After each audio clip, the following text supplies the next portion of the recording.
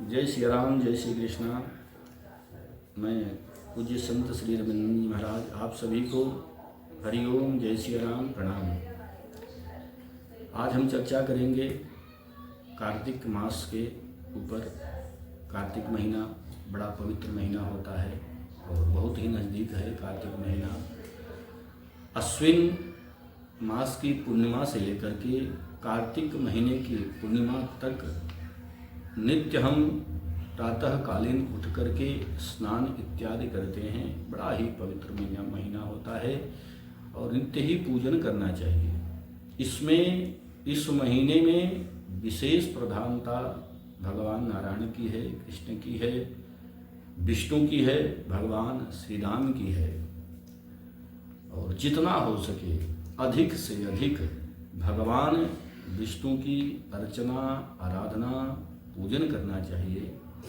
नियम तो यही है कि ब्रह्म मुहूर्त में आप उठ जाएं और ब्रह्म मुहूर्त में उठने के बाद स्नान करें।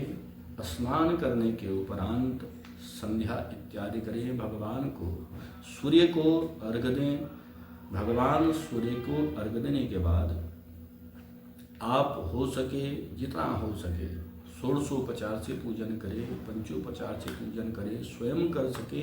अन्यथा तो किसी ब्राह्मण के द्वारा आप घर में 1 महीने तक शिव सूक्त, पुरुष सूक्त, विष्णु सहस्रनाम, श्री राम रक्षा स्तोत्र, गजेंद्र मोक्ष इत्यादि का पाठ कर सकते हैं अथवा तो करा सकते हैं।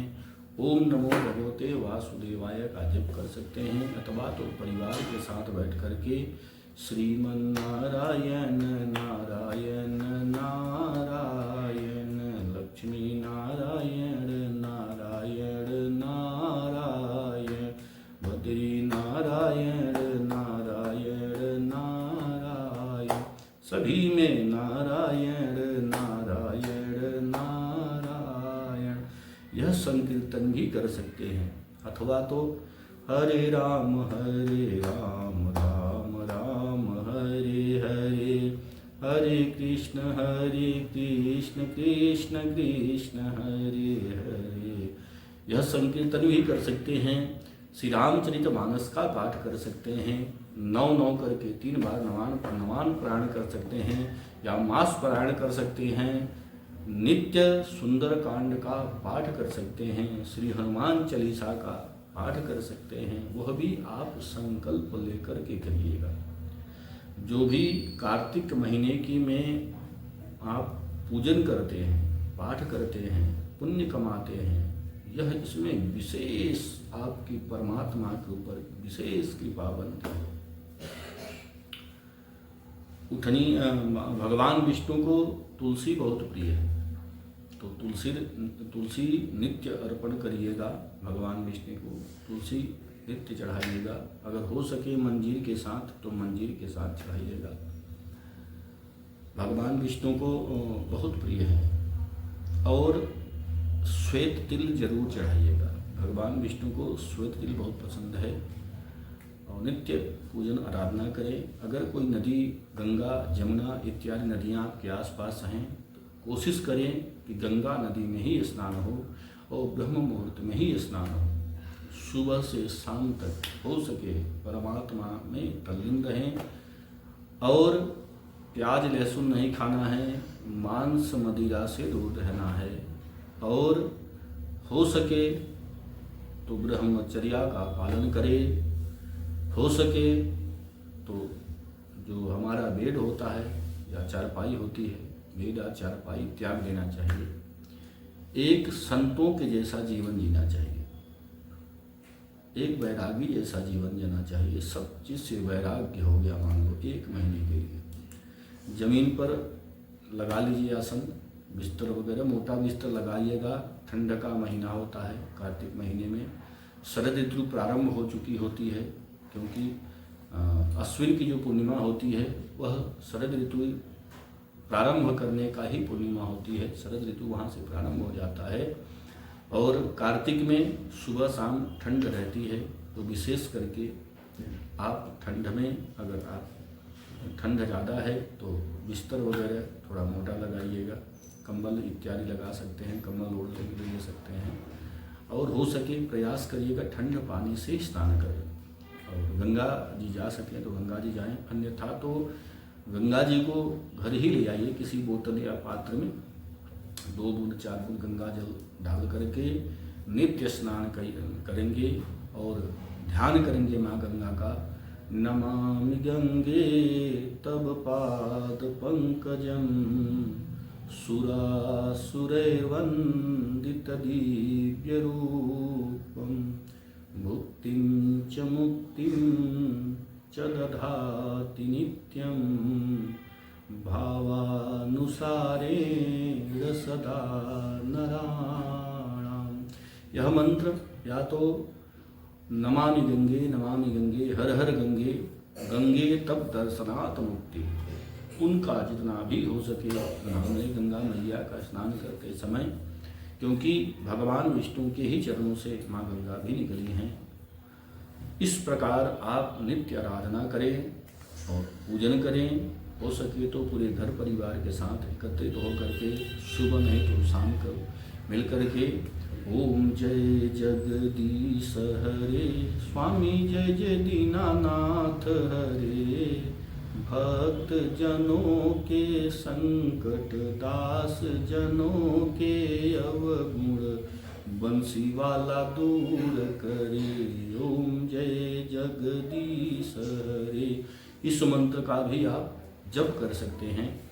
और एक चीज आपको बताना चाहूँगा कि लाल कपड़े की पोटली होती है, लाल कपड़े की पोटली बना करके उसमें थोड़ा सा तिल, सफ़ेद तिल, एक सुपारी और एक नारियल, सूखा नारियल होता है, तो सूखा नारियल के बगल में जहाँ आपके घर में शालिग्राम होंगे, भगवान विष्णु होंगे, उनके बगल में वह सूखा नारियल लपेट के रख दीजिएगा, उसके ऊपर लाल धागा रख दीजिएगा और अपनी मनोकामना बोल करके भगवान विष्णु के चरणों में रख दीजिएगा। और जो मैं पोटली की बात कर रहा हूँ, वह पोटली, उस पोटली में सफ़ेद तिल और एक सुपारी, गुलाब का फूल और 11 कमलगट्टा और 7 लौंग, ये सब रख करके, थोड़ा सा गूगल, ये सब रख करके उस पोटली में रख दीजिए। और 11 सिक्के, चांदी का सिक्का हो तो चांदी रख लीजिए, अन्यथा तो 11 सिक्के रख करके उस पोटली को बांध करके, पोटली बांधने से पहले यहाँ भी अपनी कामना रक्त यानी लाल पेन से अपनी कामना किसी श्वेत पेपर पे, सफ़ेद पेपर पे लिख करके अपनी जो कामना हो वो कामना आप रख सकते हैं, उस पोटली में बांध करके रख दीजिए। पूरे कार्तिक महीने आप पूजा पाठ करेंगे और कार्तिक पूर्णिमा वाले दिन जब आप भगवान का विसर्जन करेंगे, यानी भगवान से प्रार्थना, अंतिम प्रार्थना करेंगे, कार्तिक महीने की पूर्णाहुति करेंगे, तो उस दिन वह पोटली भी अपनी तिजोरी में आपको रख देना है, पढ़ना नहीं है। और जो पर्ची है या तो तिजोरी में रख दीजिए या तो भगवान विष्णु के आगे हमेशा के लिए उसको रख दीजिए और रोज़ वंदन करिएगा कि परमात्मा हमारी यह मन्नत है, यह पूरी करिए। वादे के साथ करता हूँ, जो आप जिस भावना से पूजन करेंगे, मगर भावना, भाई परमात्मा क्या कहता है, निर्मल मन जन सो मोहि पावा, मोहि कपट छल छिद्र न भावा। परमात्मा को निर्मल मन नहीं पसंद है। मन बड़ी प्रसन्नता से, मन निर्मल होगा। गंदगी, गंदे मन वाले परमात्मा को प्रिय नहीं है। मन बिल्कुल सार्प होना चाहिए, बिल्कुल निर्मल होना चाहिए। कोई मन में किसी प्रकार की गंदी भावना न हो, किसी के प्रति दोष की भावना न हो, किसी के प्रति ईर्ष्या की भावना न हो, अहंकार न हो। सत्य का संभाषण करना चाहिए और किसी के अहित की भावना अंदर लेकर के नहीं चल रहा है। तो परमात्मा आपकी जो आपने मन्नत मांगी है, मैं दावे के साथ कहता हूँ कि परमात्मा जरूर जरूर जरूर सुनेंगे। और कार्तिक महीना जो अश्विन महीने का पूर्णिमा होगी, वहाँ से जब आप स्नान प्रारंभ करेंगे पूरी कार्तिक पूर्णिमा तक, तो एक नारियल लीजिएगा और एक काला धागा लीजिएगा और अपने बराबर का काला धागा उस नारियल में लपेट देना है। 7 मिर्ची लीजिएगा, 7 मिर्ची उसी धागे में पिरो देना है। फूल का कांटा हो या कोई निकुला कांटा हो या फिर नागफनी का कांटा, आप वो कांटा लेकर के उसमें डाल दीजिएगा और अपने ऊपर से 7 बार निकाल करके गंगा जी जाइएगा या किसी बहते नदी के किनारे जाइए और उसका उगता हुआ भाग पकड़ना है और इस कंधे के ऊपर से ऐसे फेंक देना है पीछे की तरफ और फिर पीछे मुड़ के नहीं देखना है। उस दिन के बाद से आप फिर, यानी इसलिए मैं कह रहा हूँ कि हो सकता है किसी की हाय नज़र, बुरी नज़र, कोई बाधा इत्यादि का आंशिक पूर्ण रूप से तो नहीं जा सकता है अगर होगा तो, लेकिन अगर किसी प्रकार से आपको आंशिक इन सब का आपके ऊपर कोई प्रकोप होगा तो वो दूर हो जाता है। इसलिए वो नारियल उतार करके अपने इस कंधे से दाहिने हाथ से सीधे पानी में बहते जल में फेंक देना है और पीछे मुड़ करके नहीं देखना है।